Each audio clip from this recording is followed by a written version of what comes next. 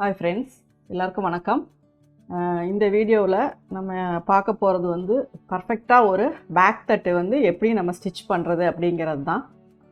Back that அப்படிங்கும்போது மெயினாக நம்ம ஃபஸ்ட்டு கட்டிங் பண்ணுறது வந்து ப்ளவுஸில் வந்து பேக் தட்டு தான். அதை வந்து நம்ம கரெக்டாக ஃபினிஷ் பண்ணோம்னா தான், அதாவது ஷோல்டர் அளவு, ஆம்போல் அளவு, இடுப்பினுடைய உயரம், டாட்டு, இது எல்லாமே நம்ம கரெக்டான ஒரு முறையில் நம்ம இதை தைச்சோம் அப்படின்னா மட்டும்தான் அடுத்தடுத்து இதில் அட்டாச் பண்ணுற எல்லாமே வந்து நமக்கு கரெக்டாக அதுக்கு செட் ஆகிற மாதிரி நமக்கு பொருந்தும். அப்போ நம்ம ஃபஸ்ட்டு நம்ம இதில் பேக் தட் எப்படி அட்டாச் பண்ணணும் அப்படிங்கிறத இந்த வீடியோவில் பார்க்கலாம். அதுக்கு முன்னாடி நம்ம சேனலை சப்ஸ்கிரைப் பண்ணாதவங்க சப்ஸ்கிரைப் பண்ணிக்கோங்க. பக்கத்தில் இருக்க பெல் சிம்பிளை கிளிக் பண்ணிங்கன்னா ஆல் அப்படிங்கிற ஒரு ஐக்கான் வரும், அதை ஆன் பண்ணி வச்சுக்கோங்க. அப்போ தான் நான் வீடியோஸ் போடும்போதெல்லாம் உங்களுக்கு நோட்டிஃபிகேஷன் வரும். எந்த ஒரு டவுட்ஸாக இருந்தாலும் நீங்கள் வந்து கமெண்ட்ஸில் கேளுங்க. அதே மாதிரி ஆன்லைன் கிளாஸில் ஜாயின் பண்ணுறவங்க ஸ்க்ரீனில் தெரிகிற நம்பருக்கு கால் பண்ணி அதனுடைய டீட்டெயில்ஸை வந்து கேட்டு நீங்கள் வந்து ஜாயின் பண்ணிக்கோங்க. இனிமேல் எப்போவுமே ஒரு சில ஒர்க் ஷாப் இருந்துகிட்டே இருக்கும். உங்களுக்கு எந்த கிளாஸ் வேணுமோ அதில் வந்து நீங்கள் ஜாயின் பண்ணிக்கலாம். இப்போ பார்த்தீங்க அப்படின்னா இது வந்து ஒரு பேக் தட்டு. இப்போ இதை வந்து நான் இதில் வந்து வச்சு பேக் தட்டு வந்து நான் கட் பண்ணியிருக்கேன். இப்போ இதில் என்ன பண்ணணும் அப்படின்னா, ஃபஸ்ட்டு இந்த இடம் பார்த்தீங்கன்னா ஒரு பென் ஷேப் வரும். அந்த பென் ஷேப்பு நான் எதுக்காக நான் கொடுத்துருக்கேன் அப்படின்னா, டாட் வந்து இங்கே நம்ம பிடிக்கும்போது பின்னாடி வந்து இப்படி தூக்கிட்டு போயிடும். அப்போது நம்ம ப்ளவுஸ் போடும்போது என்ன ஆகும்னா, இடுப்புக்கிட்ட கரெக்டான ஒரு ஸ்ட்ரெயிட் லைன் வராமல் இப்படி வந்து உள்ளே போய் உயரமாக ஒரு இது தெரியும். அது வந்து என்ன ஆகும்னா, உங்களுக்கு நெக்கு வந்து முன்னாடி இழுக்கிற மாதிரி இருக்கும். அப்போ இடுப்பு வந்து கரெக்டாக நம்ம ஃபிட் பண்ணணும் அப்படின்னா அதுக்காக தான் இந்த 1/2 இன்ச்சை வந்து நான் மேலே தள்ளி நாச் போட்டிருக்கேன். இப்போ இது கரெக்டாக ஈவனாக வரணும் அப்படின்னா இந்த இடத்துல நீங்கள் ஒரு அர்க்காத் போட்டுக்கோங்க. அதே மாதிரி இந்த சென்டர்லேயும் ஒரு அர்க்காத் போட்டுக்கோங்க. இதில் வந்து நம்ம ஸ்டிச் பண்ணோம் அப்படின்னா லைட்டாக ஒரு பென் ஷேப், இது வரைக்கும் ஸ்ட்ரெயிட் வரும், இதிலேருந்து இந்த பக்கம் வரைக்கும் லைட்டாக ஒரு கிராஸ் வரும். அதுக்கப்புறம் இங்கே நம்ம டாட் பிடிச்சோம் அப்படின்னா இது வந்து நமக்கு ஸ்ட்ரெயிட் ஆயிரும். மேக்ஸிமம் சின்ன சின்ன டிப்ஸு தான் வந்து நமக்கு ப்ளவுஸுடைய வந்து ஃபினிஷிங் நமக்கு தரும். அதனால் இந்த மாதிரி விஷயங்களை வந்து நீங்கள் நுணுக்கமாக தெரிஞ்சுக்கோங்க. இப்போ இதில் வந்து பீஸ் கொடுத்து நம்ம தைக்கலாம் அப்படின்னாலும் ஓகே தான். இதில் எல்லாமே பதிச்சுட்டு எக்ஸ்ட்ராவாக ஒரு பீஸ் கொடுத்து இந்த இடத்துல ஒரு ஃப்ளீட் கொடுத்து நம்ம மடிச்சுக்கலாம். ஆனால் உள்ளேயே நமக்கு இவ்வளோ கிளாத் இருக்கும்போது அதுவே பேக் சைடு வந்து ஓரளவுக்கு திக்காக தான் வரும். அப்போ நம்ம இதையே வந்து நம்ம அடித்து திருப்பிக்கலாம். நீங்கள் ஓப்பன் பண்ணும்போதும் கரெக்டாக மேல் தட்டு உள்பக்கம் எது அப்படிங்கிறத பார்த்து திருப்பிக்கோங்க. கரெக்டாக ஸ்ட்ரைட்டாக வச்சு ஸ்டிச் பண்ண முடியாதவங்க அதுக்காக பின் வந்து கரெக்டாக போட்டுக்கோங்க. ஏன்னா எப்படி நம்ம தைச்சாலுமே கடைசியில் ஒரு சின்ன ஒரு ஸ்டெப்பு பார்த்திங்கன்னா உயரம் வந்து வித்தியாசம் வந்துடும். அதனால் அதை கரெக்டாக நீங்கள் பின் பண்ணிக்கோங்க. அது வந்து எதனால் வருது அப்படின்னா, நம்ம இந்த ப்ரெஷர் ஃபுட்டு வந்து நம்ம தைக்கும்போது துணியை வந்து கொஞ்சம் நகர்த்தி விட்டுரும். அந்த மாதிரி வரும்போது தான் அந்த ஓரளவுக்கு மேலையும் கீழையுமா நமக்கு கிடைக்கும். மேக்ஸிமம் அந்த மாதிரி வராத மாதிரி கரெக்டாக இந்த அர்க்காத் மேட்ச் பண்ணிக்கோங்க. அந்த இடத்துல வந்து ஒரு குண்டூசி போட்டுக்கோங்க. அடுத்தது சென்டர் போர்ஷன் எங்கே வரணுமோ அந்த இடத்துலையும் ஒரு குண்டூசி போட்டுக்கோங்க.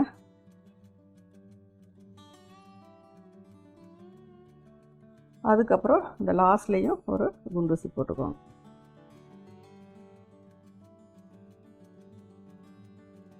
இப்போ நம்ம குண்டூசி போட்டாச்சு.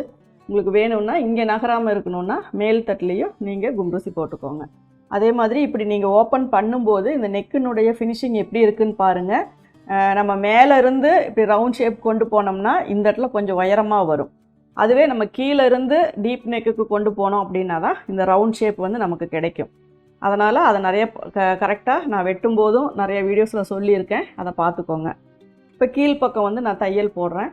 இங்கேருந்து ஸ்டார்ட் பண்ணி எவ்வளோ டிஸ்டன்ஸோ அதே டிஸ்டன்ஸில் இங்கே கொண்டு வந்து நான் முடிக்கிறேன். அப்போ தான் வந்து உங்களுக்கு இந்த சைடு நீங்கள் மெஷர் பண்ணும்போதும் இந்த சைடு மெஷர் பண்ணும்போதும் உங்களுக்கு ஒரே மாதிரி வரும்.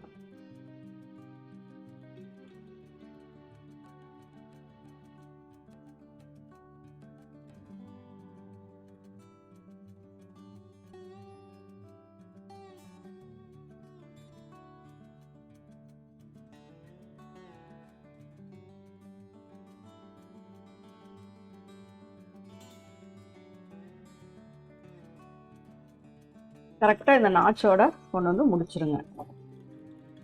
இப்போ இதுலேயே வந்து இன்னொரு ஸ்டிச் போட்டிங்கன்னா உங்களுக்கு வந்து கீழே வந்து நல்லா ஒரு grip கிடைக்கும். அதனால் நான் மறுபடியும் இதுலேயே ஒரு தையல் போடுறேன். போட்டிருக்க தையல் மேலேயே ஒரு தையல் போடுறேன்.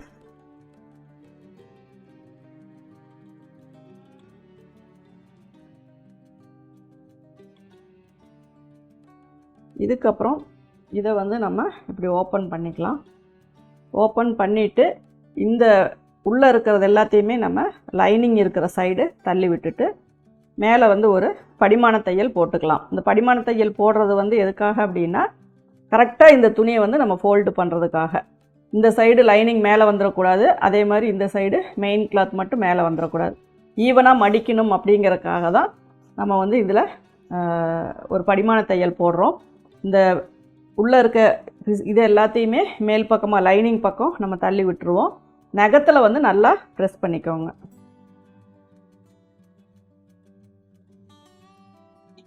படிமான தையல் ஊசியிட தையல் எல்லாம் ஒன்று தான்.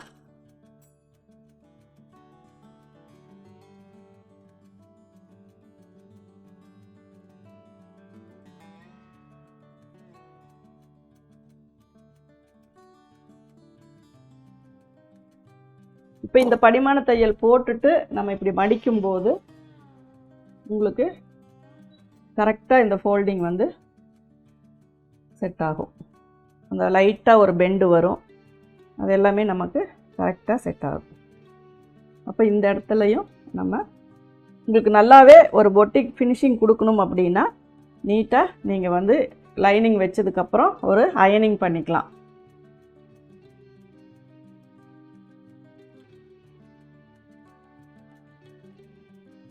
பார்த்தீங்கன்னா இங்கேயும் நமக்கு கரெக்டாக கிளாத் இருக்கும், இங்கேயும் நமக்கு கரெக்டாக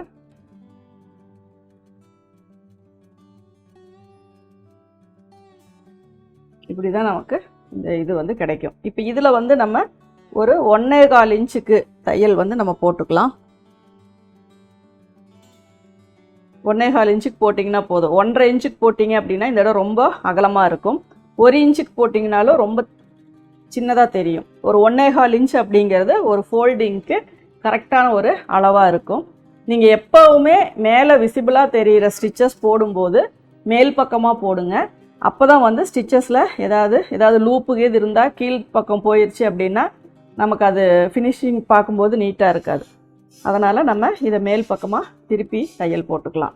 எந்த ஒரு ஸ்டிச்சஸ் வந்து விசிபிளாக தெரியறதா இருந்தாலும் நீங்கள் தையல் வந்து மேக்ஸிமம் மேல் பக்கமாக போடுங்க.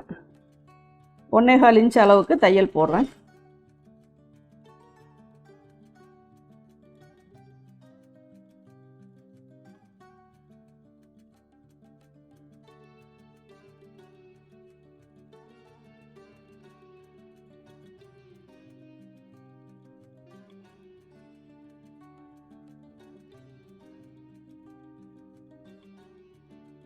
பார்த்தீங்கன்னா நம்ம மேல் பக்கம் தையல் போட்டாச்சு. இதுக்கப்புறம் இந்த லைனிங் கிளாத்தையும் மெயின் கிளாத்தையும் நம்ம அட்டாச் பண்ணோம். அதுக்காக இந்த எட்ஜில் வந்து நம்ம தையல் போடணும். மேக்ஸிமம் ஒரு சிலர் வந்து இதுக்கு ஒரு அளவு இல்லாமல் என்ன அளவு வருதோ அந்த அளவில் நம்ம தையல் போடுறாங்க. அப்படி போடக்கூடாது. இந்த சைடு பார்த்திங்கன்னா ஒரு நூல் அளவு மட்டும் விட்டுட்டு, அதாவது ரொம்ப எட்ஜில் போட்டிங்கனாலும் தையல் வந்து சுருக்கும். அதனால் ஒரு 1/4 இன்ச்சுக்கு கொஞ்சம் கம்மியாக விட்டு ஒரு தையல் போட்டு இதை வந்து இதில் பேட்ச் பண்ணிக்கலாம். அதே மாதிரி நீங்கள் பேட்ச் பண்ணும்போதும் இந்த இடம் வந்து இந்த பொசிஷன் மாறிடக்கூடாது. மெயினாக இந்த இடத்துல தான் இப்படி சுற்றி வரும்போது இந்த இடத்துல தான் உங்களுக்கு மிஸ்டேக் வரும். அதனால் அந்த இடத்துல நீங்கள் 2-3 குண்டூசி போட்டுக்கோங்க. அப்போ தான் இந்த கழுத்தினுடைய அகலம் வந்து உங்களுக்கு கரெக்டாக வரும்.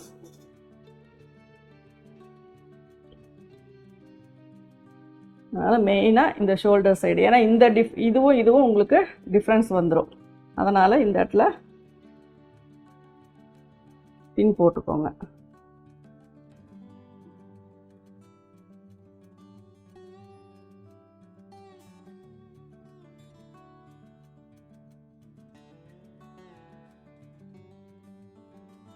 இந்த சைடு மட்டும்தான் நமக்கு இந்த ப்ராப்ளம் வரும். அதனால் அதில் போட்டாச்சு. இப்போ நான் இந்த எட்ஜில் இருந்து நான் ஸ்டார்ட் பண்ணுறேன்.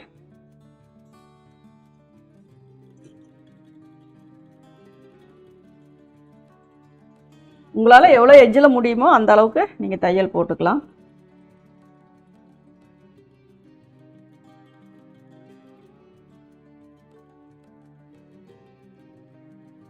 இது எதனால் இது ஓரமாக போட சொல்கிறோம் அப்படின்னா, நீங்கள் ஸ்லீவ் அட்டாச் பண்ணும்போது அல்லது நெக் பீஸ் அட்டாச் பண்ணும்போது இந்த உள்ளே இருக்கிற தையல் வந்து வெளிப்பக்கம் வந்துடக்கூடாது. அதனால தான் அதை வந்து ஃபினிஷிங்காக நீட்டாக ஃபஸ்ட்டே போட சொல்கிறோம்.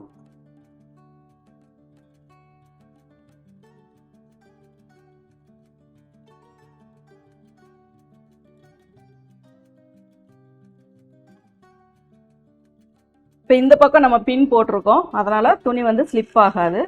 அதனால் எப்பவும் போல் நம்ம தையல் போட்டுக்கலாம்.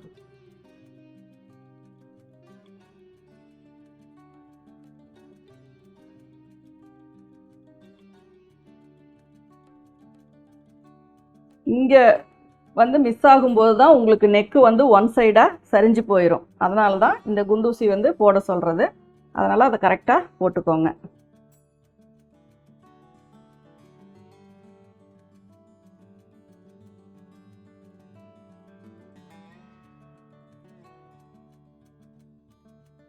எல்லாம் சுற்றி ஃபைனலாக இங்கே வரும்போது இங்கே ஃப்ளீட் வராமல் இருந்தாவே நீங்கள் தைச்சிருக்கிற எல்லா இதுவுமே கரெக்டாக இருக்குது அப்படிங்கிறது அர்த்தம். சப்போஸ் இந்த இடத்துல இவ்வளோ துணி வந்து எக்ஸஸாக வருது அப்படின்னா நீங்கள் ஏதோ ஒரு இடத்துல அந்த ஷேப்பை வந்து மிஸ் பண்ணிட்டீங்க அப்படிங்கிறது தான் அர்த்தம். அப்புறமா அது நீங்கள் தைக்கும்போது எங்கேனாலும் ஏதோ ஒரு மிஸ்டேக் வந்து உங்களுக்கு வந்துடும். அதனால் முடிகிற வரைக்கும் எந்த ஒரு எக்ஸ்ட்ரா ஃப்ளீட்டுமே வராமல் கரெக்டாக வச்சு நம்ம பேட்ச் பண்ணணும்.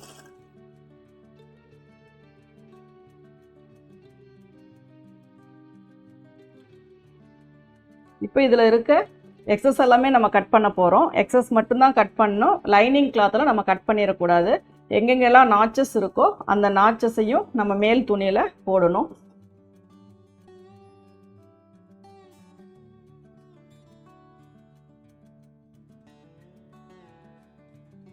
அதே மாதிரி இந்த எக்ஸஸாக இருக்கிற கிளாத்தை வெட்டும் போதும் கரெக்டாக நீட்டாக ஃபினிஷிங்காக வெட்டுங்க.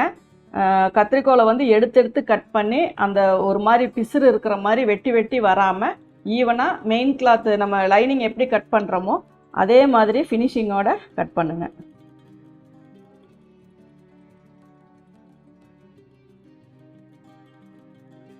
இங்கே ஒரு நாட்ச் இருக்குது, இதை போட்டுக்கோங்க. அதே மாதிரி இங்கேயும் ஒரு நாட்ச் இருக்குது, இதை போட்டுக்கோங்க. இப்போ உள்ள நெக்கு கட் பண்ணுறோம். இதுவுமே நல்லா கேர்ஃபுல்லாக பார்த்து கட் பண்ணுங்கள்.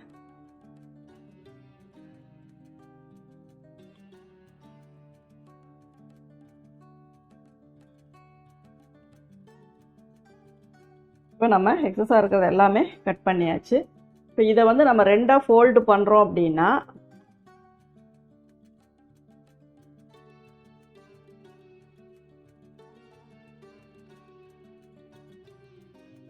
இந்த அளவு எல்லாமே நமக்கு ஒரு சைடு எப்படி இருக்கோ அதே மாதிரி தான் ஆப்போசிட் சைடும் நமக்கு வரணும்.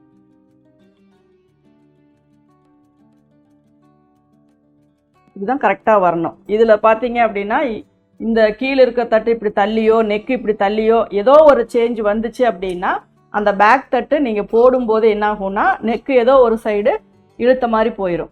அதனால தான் மெயினாக நம்ம பண்ண வேண்டிய விஷயம் இந்த பேக் தட்டு எப்படி நம்ம ஃபினிஷ் பண்ணணும் அப்படிங்கிறது தான். பேக் தட்டை நீங்கள் கரெக்டாக கவர் பண்ணி தைச்சிட்டிங்க அப்படின்னாவே உங்களுக்கு வந்து அதுக்கப்புறம் தைக்கிறது எல்லாமே ஈஸியாக இருக்கும். அதுக்கப்புறம் இந்த பேக் டாட் எப்படி பிடிக்கிறது அப்படிங்கிறது நிறைய பேருக்கு டவுட்டு. இன்னுமே நிறைய பேர் ப்ராப்பராக அந்த டாட் பிடிக்கிறது இல்லை. ஏதோ ஒரு சைடு வந்து இருக்க ஒர்க் வருது, பேட்ச் ஒர்க் பண்ணுறோம் அப்படின்னா ஓகே தான். அது எந்த இடத்துல நமக்கு வருதோ அந்த இடத்துல, அது ரொம்ப அவுட்டர்லேயும் போகாமல் ரொம்ப உள்ளேயும் வராமல் மிடில் கொஞ்சம் அட்ஜஸ்ட் பண்ணி நம்ம டாட் பிடிக்கலாம்.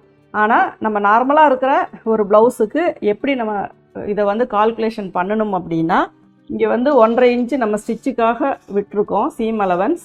இதை வந்து நம்ம விட்டுட்டு இதில் இருக்கிறத நம்ம ரெண்டாக பிரிச்சுக்கணும். இப்போ இதில் பார்த்தீங்கன்னா 8.5 இன்ச்சு வருது. அப்போது 4.25 இன்ச்சுக்கு நீங்கள் ஊசி மார்க் போட்டுக்கோங்க. இதுதான் நமக்கு டாட் பிடிக்கிற அளவு. இதனுடைய உயரம் பார்த்தீங்க அப்படின்னா ஒரு 3 இன்ச் அளவுக்கு நான் மார்க் பண்ணியிருக்கேன். இப்போ இதை தான் நம்ம டாட் பிடிக்கணும்.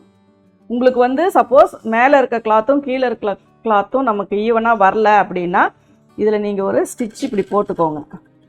எந்த இடத்துல இந்த டாட் இருக்கோ அது வரைக்கும் ஒரு ஸ்டிச் போட்டுக்கோங்க. 2 இடத்துலையுமே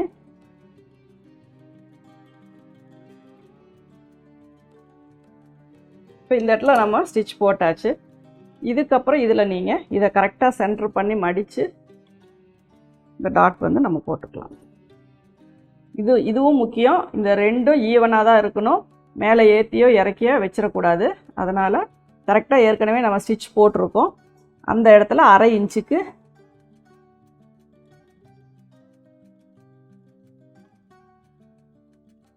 இது வந்து நல்லா நகத்தில் ப்ரெஸ் பண்ணிக்கும். இந்த இடம் வந்து நமக்கு ஈவனாக வரணும். அதே மாதிரி ஆப்போசிட் சைடு நம்ம இது வைக்கும்போது எட்ஜில் வச்சுட்டு நம்ம ஃபுட்டை வச்சு இப்படி உள்ளே கொண்டு போனோம் அப்படின்னாவே அதனுடைய அட்ஜஸ்ட்மெண்ட்டுக்கு தகுந்த மாதிரி ஒன்று கீழேயும் ஒன்று மேலுமா ஸ்லிப் ஆயிரும். அதனால் அந்த மாதிரி வராமல் இருக்கணும் அப்படின்னா நம்ம என்ன பண்ணோம்னா உள்ளே தள்ளி வச்சிடணும். அதுக்கப்புறம் இதில் வந்து நீடில் வந்து இது பண்ணிக்கணும். அதுக்கப்புறம் நம்ம இப்படி அட்ஜஸ்ட் பண்ணோம் அப்படின்னா மேலேயும் கீழேயுமா வந்து உங்களுக்கு கிளாத் வந்து ஸ்லிப் ஆகாது.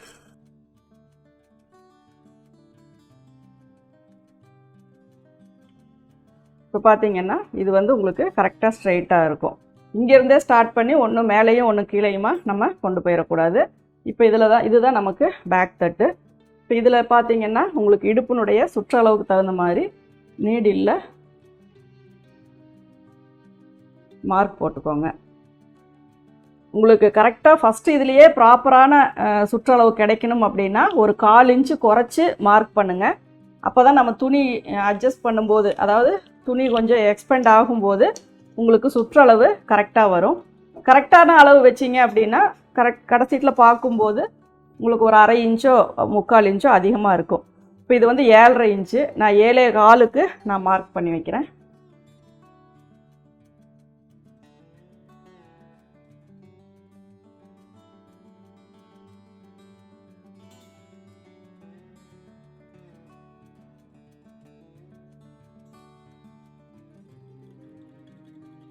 இதுதான் வந்து பார்த்தீங்க அப்படின்னா ப்ராப்பராக ஒரு பேக் தட்டு வந்து ஸ்டிச் பண்ணுற மெத்தடு.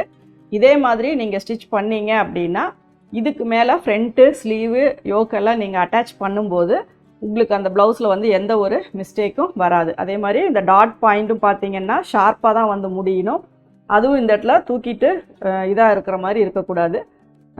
ஸ்டார்டிங்கில் லைனிங் அட்டாச் பண்ணுற லைனிங் வச்சு அடித்து திருப்புறதுலேருந்து டாட் பிடிச்சி அதனுடைய இடுப்பு சுற்றளவு மார்க் பண்ணுற வரைக்கும் நான் ஒவ்வொரு ஸ்டெப்பாக நான் உங்களுக்கு சொல்லியிருக்கேன். இந்த வீடியோவை நீங்கள் பார்த்துட்டீங்க அப்படின்னா இதே மாதிரி பேக் தட்டு ஸ்டிச் பண்ண ஆரம்பிச்சிங்க அப்படின்னா கண்டிப்பாக உங்களுக்கு அடுத்தடுத்த ப்ளவுஸில் ஒரு இம்ப்ரூவ்மெண்ட் வந்துகிட்டே இருக்கும். பிகினர்ஸ்க்கு தான் நிறையா பேருக்கு ஃபினிஷிங் எப்படி கொண்டு வரது, ஸ்டிச்சஸ் எப்படி தொடங்கணும், எப்படி முடிக்கணும் அப்படிங்கிறதெல்லாம் கூட கன்ஃபியூஷனாக இருக்கணும். இந்த மாதிரியான வீடியோஸ் பார்த்து நீங்கள் அதை யூஸ் பண்ணிக்கிட்டீங்க அப்படின்னா உங்களுடைய ஸ்டிச்சிங் வந்து ஒரு குறிப்பிட்ட நாளில் நல்ல ஒரு இம்ப்ரூவ்மெண்ட் வந்துடும். இந்த வீடியோ உங்களுக்கு பிடிச்சிருக்குன்னு நினைக்கிறேன். பிடிச்சிருந்தால் லைக் பண்ணுங்கள், ஷேர் பண்ணுங்கள். Thank you viewers.